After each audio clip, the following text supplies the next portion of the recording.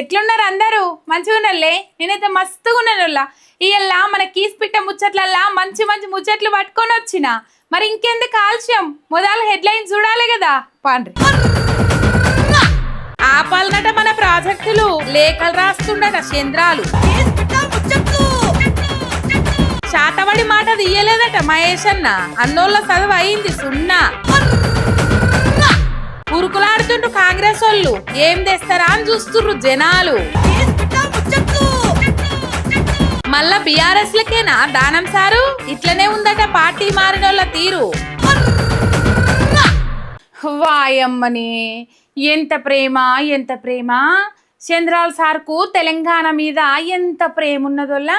ప్రేమ పొంగి పొర్లి గోదాట్ల పడుతుందట. ఇక గోదాట్ల పడ్డ ప్రేమ మాదే కదా అని మళ్ళా గాయననే తీసుకుపోతుండట. ఎట్లనో హరీష్ అన్న చెప్తుండు ఇనుర్రి. చంద్రాల్ సార్ పేరింటే తెలంగాణ జనాలకు ఎట్లుంటున్నా ఎరకనే కదా. సార్ మళ్ళా గసంటి పనులే చేస్తుంటాడు. నోటితోని మాట్లాడకుండా నొసలతోని ఎక్కిరిచ్చినట్లు, కడుపుల కత్తులు పెట్టుకొని కావలించుకున్నట్లే చేస్తుండట. మొత్తం నీళ్ళని ఎత్తుకపోవాలని చూస్తుండట నోళ్ళ చంద్రాల్ సారు. తెలంగాణ రైతాంగం అసలే ఆగమైతుంటే ఇంకింత ఆగం పట్టించే పనులున్నారట గురు శిష్యులు. నేను చంద్రబాబు గారు మీరు ఏది చెప్పేది నిజం? టీవీల ముందు వచ్చి నేను తెలంగాణ ప్రాజెక్టులు అడ్డుకోలేదు, గోదావరి ప్రాజెక్టులకు నేను వ్యతిరేకం కాదని చెప్పిన మాట నిజమా? ఈ లేఖలు నిజమా? ఈ రోజు ఏ రకంగా జిఆర్ఎంబి ఎజెండాలు వచ్చిందండి? ఆంధ్రప్రదేశ్ ప్రతిపాదిస్తే తెలంగాణ ఇచ్చిన అనుమతులు రద్దు చేయాలని వచ్చింది. ఇవాళ కేంద్ర ప్రభుత్వానికి మా ప్రాజెక్టులన్నీ ఆపండి అని చెప్పి మీ ప్రభుత్వం లేఖ రాస్తుంది. అంటే ఇవాళ మీరు మీ మాటలకు చేతలకు పొంతన లేకుండా ఇవాళ మీరు తెలంగాణ నోటికాడ బుక్కను లాక్కునే ప్రయత్నం చేస్తున్నారు చంద్రబాబు నాయుడు గారు. సుశీరానుల్లా మన ప్రాజెక్టులు ఆపాలని చంద్రాల్ సార్ లేఖ రాస్తుండట. వాళ్ళు గదే పనులున్నారట. మోడీ సార్కు పవనాల్ సార్ చంద్రాల్ సార్ మంచి జిగిరిలయ్యారు కదా. అగో గదే అంటుండు. నిజమే గానుల్లా, ఎంత కొట్లాడితే తెలంగాణ వచ్చింది, ఎంతమంది జీవి తీసుకుంటే తెలంగాణ వచ్చింది. గసొంటిది ఇంకా దోసుకపోతామంటూ ఊకుంటారా? రేవంత్ సారు చంద్రాల్ సారు కర్ణాటక ముఖ్యమంత్రి సార్లు మొన్న నడుమ మీటింగులు పెట్టిన కాంచి మొత్తం మారిపోతుందట నొల్లా. లోపల జనాలకు తెలియకుండా చాలా పెద్ద రాజకీయాలు చేస్తుర్రట.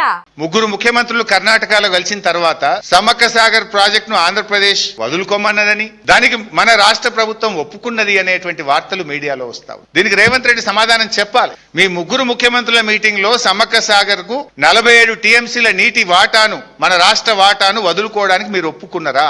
ఎందుకంటే ఆల్రెడీ మీరు కర్ణాటక మీటింగ్ జరిగిన తర్వాత తుంగభద్ర గేట్ల ఓపెనింగ్ ప్రోగ్రామ్ తర్వాత అనేక వార్తలు మీడియాలో వచ్చినాయి. 47 టీఎంసీలు వదులుకుంటున్నారు అని వార్తలు వచ్చినాయి. ప్రభుత్వం స్పందన లేదు. ఇప్పుడు ఎజెండాలకు వచ్చేసింది, జిఆర్ఎంపీ ఎజెండాలకు వచ్చేసింది. ఎస్, ఈ 47 ఇచ్చేదే లేదు అంటున్నారు ఆంధ్రప్రదేశ్. దీని మీద మీ స్టాండ్ ఏంది? ఇక నీళ్ళ మంత్రి ఉన్నాడు చూడుర్రి, పేరుకే పెద్ద మంత్రి. మళ్ళీ ఈయన సీఎం అయిదామని చూస్తుండని కూడా వార్తలు వస్తుండే. నీళ్ల శాఖనే చక్కగా చూసుకోలేని ఆయన రాష్ట్రంలో ఏలువాడు ఏం చేస్తాడు అంటుండ్రు.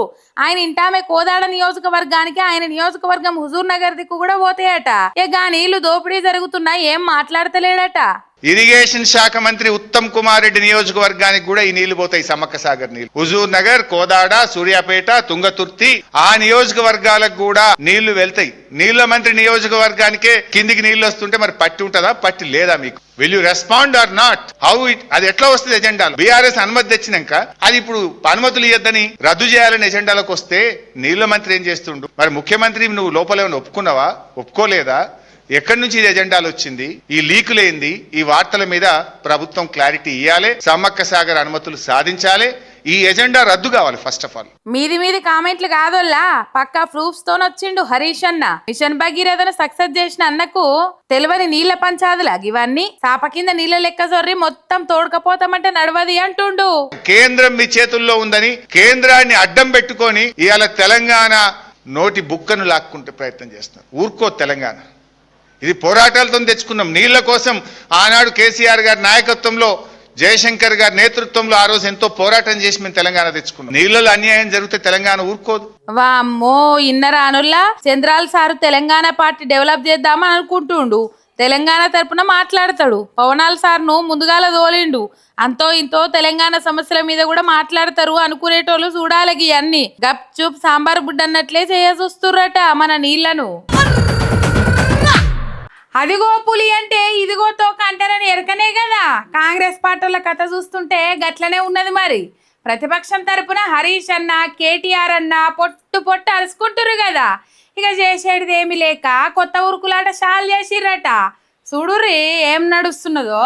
అబ్బరే బిడ్డ, ఏమన్నా ఉరుకులాటనా కేంద్ర మంత్రుల్ని కలుస్తుర్రట. రాష్ట్రానికి మంచి రోజులు వస్తున్నాయట అనే కాడికి ప్రచారం చేసుకుంటుర్రు లోకల్ కాంగ్రెస్ లీడర్లు. కానీ అక్కడ ఏం చేస్తుర్రయ్యా అంటే కేంద్ర మంత్రిని కలిసి మహారాష్ట్ర పోలతోని మీటింగ్ పెట్టమంటుర్రట. ఆ మీటింగ్ ఎందుక అంటే తమిడిహట్టి కడతామనబట్టే. ఇక గదా ఏ ముచ్చట్నేనా చెప్పుర్రి. మొన్నటిదాకా లేఖలు రాసినాం అపాయింట్మెంట్ ఇత్తలేరు అని. ఇక ఇప్పుడు అపాయింట్మెంట్ కోసం తిప్పల పడుతురు కావచ్చు. అపాయింట్మెంట్ కోసమే గింత తిప్పలైతే ఇల్లిగ చర్చలు జరిపినట్లే, ఒప్పించి ప్రాజెక్టు ఎత్తు లేపినట్లేలే అంటురు ముచ్చట చూస్తున్నోళ్ళు.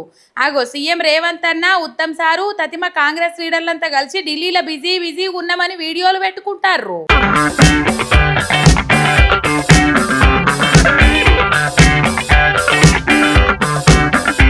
ఇక ఇటు చూడుర్రి, మంత్రి సీతక్క ఎంత బిజీగా ఉన్నదో. ప్రజల సమస్యలు టక్కన తీరుస్తామని గాంధీ భవన్లో ప్రోగ్రాం పెట్టిర్రు. జనం సమస్యలు నేరుగా విని అక్కడికక్కడనే ఫోన్ల మీద తీర్చిపడేస్తామన్న కాడికున్నది వాతావరణం చూస్తుంటే. ఇక ప్రజాపాలన అని గా నడుమ మినిస్టర్లు 3 నెలల ముచ్చట్ని చేసిర్రు కదా. ఇక వందలకు వందలు, వేలకు వేల, లక్షలకు లక్షల దరఖాస్తులు అలా మురిగిపోతున్నాయి గాని ప్రజావాణి సమస్యలు తీరిందే లేకపాయే. కానీ ఏదో చేస్తున్నామన్నట్లు లీడర్లు, ఆఫీసర్లు మస్తు బిజీగా ఉన్నారు.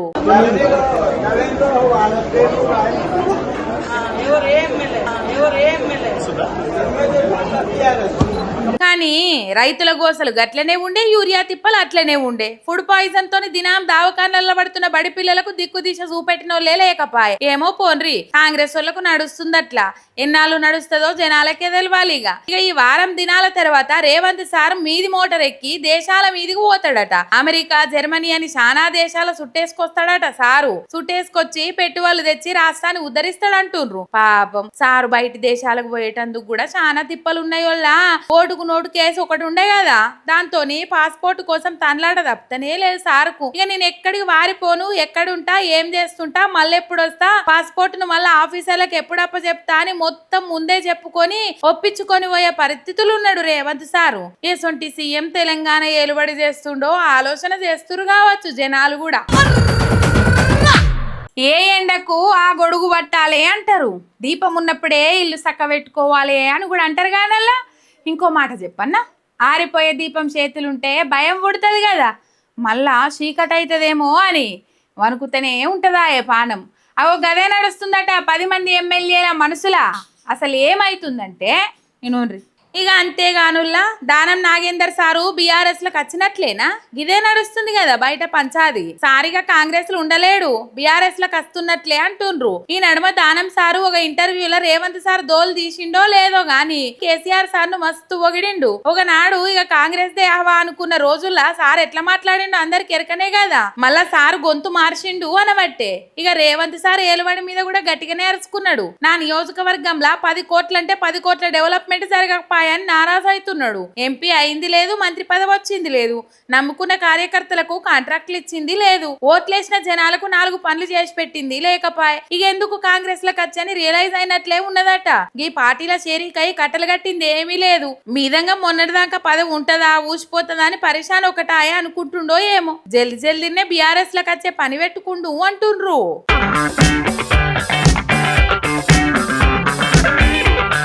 ఇప్పటికే పటాన్ చెరువు ఎమ్మెల్యే గూడెం మైపాలన్న బీఆర్ఎస్ లో కలిసిపోయిండు. కేసీఆర్ సార్ ను గెలవకపోయినా మొన్న మున్సిపల్ ఎన్నికల టైంలోనే మంచి ముహూర్తం అనుకొని వెనకొచ్చిండు. ఇంకో దిక్కు పోచారం సార్ ఎట్లా గోసపడుతుండో చూసినాం కదా. ఇక ఈ పార్టీల చేరిక ఏం ఫాయిదా అని అద్దుమరాత్రుల్లో గోసపడబట్టే ఇప్పుడు దానం సార్ సుత గదే తోవలు ఉన్నట్లున్నాడు. ఇదంతా కాదు గాని మళ్ళా అధికారంలోకి వస్తుందని ఆశ కూడా లేకపాయే. ఆశల పల్లకి చూపెట్టి నులక మంచంలో కూడా కూసోబెట్టకపోతే ఎవరు మాత్రం ఓట్లేస్తారు. జనాలు మరలబడితే కాంగ్రెస్ ఖతమైతుంది, మళ్ళా జమానాల వచ్చుడే ఉండదు అని అనుకుంటుర్రట పార్టీ మారిన ఎమ్మెల్యేలు. ఇక మరి వాళ్ళే వస్తారో ఇంకింత మందిని పట్టుకొస్తారో చూడాలి. దానం సార్ అయితే తయారుండు అని వార్తలు వస్తున్నాయి. ఇప్పుడే గిట్లుంటే ఎన్నికల 6 నెలల ముంగట ఇంకెట్లుంటుందో పోన్రి. హర్రరే పెద్ద సమస్య వచ్చిందే. మా సార్కు చదువు రాకపోయినా మేం పెద్ద పెద్ద చదువులు చదివినామని అనుకునే కాంగ్రెస్ లీడర్లకు ఇంత పెద్ద సమస్య వచ్చిపాడైంది ఏంది. ఏకంగా వాళ్ళ ఇంకో పెద్ద సారు పలసన చేసి మాట్లాడబట్టే అసలు ఎవరన్నారో చూడుర్రో పారి. అద్దంకి దయాకర్ కు జనాలు ఓట్లేయకపోయినా ఎమ్మెల్యేల సపోర్ట్ తోని ఎమ్మెల్సీని చేసిండు. ఈ నడమ ఇంకింత పెద్ద పదవి ఇచ్చి మంత్రి స్థాయి హోదా కూడా ఇచ్చిండు రేవంత్ సారు. మరిగా సార్ తరపున మాట్లాడి పంచాదులు మోపు చెయ్యాలి అని హరీష్ అన్న పేరు తీసిండు. అద్దంకి దయాకర్ అంటే తుంగతుర్తి దిక్కు మండల స్థాయిలో అందరికి ఎరకనే గాని ఈ నడమ హరీష్ అన్న పేరు తీసి లేనిపోని మాటలు అన్నాక బగ్గనే గుర్తుపడుతుర్రు. అన్న బగ్గనే చదివినట్లున్నాడు, మాస్టర్స్ కూడా కంప్లీట్ చేసినట్లుండు. కానీ కాంగ్రెస్ పార్టీ రాష్ట్ర అధ్యక్షుడేమో వాళ్ళకు చదివే రాదు అన్నట్లు మాట్లాడబట్టే. హరీశ్రావు గారు తెలంగాణ రాష్ట్రంలో వర్షాలు పడకూడదని, పంటలు పండకూడదని పూజలు చేస్తా ఉన్నారు. చేతబడి జరిగిందని మీరు అన్నారు, మీకు నోటీసులు అందజేశారు హరీశ్రావు గారు. ఎందుకు సార్ చేతబడి అనే మాట్లాడుతూ పొలిటికల్ వాళ్ళు? చేతబడి జరిగిందే నేను అనలే. ఇన్నరా అనల్లా మహేష్ కుమార్ సార్ ఏమంటుండో చాతవర్లు అని నేను అననే లేదు అని ప్లేట్ ఫిరాయించిండు అనేది ఇంకో పంచాది గాని ఇవాళ రేపట్ల శాతవాళ్ళు ఎక్కడ వచ్చినాయి, వెనకటి రోజుల్లో ఉండే సైన్స్ పెరిగింది అక్షరాస్యత పెరిగింది అంటుండు. ఇక మళ్ళీ నుర్రి ఇవాళ సైన్స్ బాగా అభివృద్ధి చెందింది, అక్షరాస్యత పెరిగింది. ఇన్నరా అనుల్లా అద్దంకి దయాకరు సామా రామ్మోహన్ రెడ్డి ఏమో శాతవర్లు భూతవర్లు అని ఎక్కలేని మంత్రాల పేర్లు చెప్తుండే. హరీష్ అన్న మీదనేమో లేనిపోని నిందలేస్తుండే. ఇక వాళ్ళ అధ్యక్షుడేమో చదువులు సట్టువండలు తెలవని వాళ్ళకి గయన్ని ఉంటాయి కానీ చదువుకొని దిమాగ్ సక్కంగా పనిచేసి సైన్స్ టెక్నాలజీ గురించి తెలిసిన వాళ్ళకు అవన్నీ ఎందుకు ఉంటాయి అనబట్టే. మరి వాళ్ళ పాటోళ్ళే శాతవర్లు అనబట్టే. వాళ్ళ అధ్యక్షుడేమో నిన్నటికి ఇయ్యలటికి ప్లేట్ పిరాయించి గవన్నీ ఎక్కడ తలగబడ్డాయి అనబట్టే.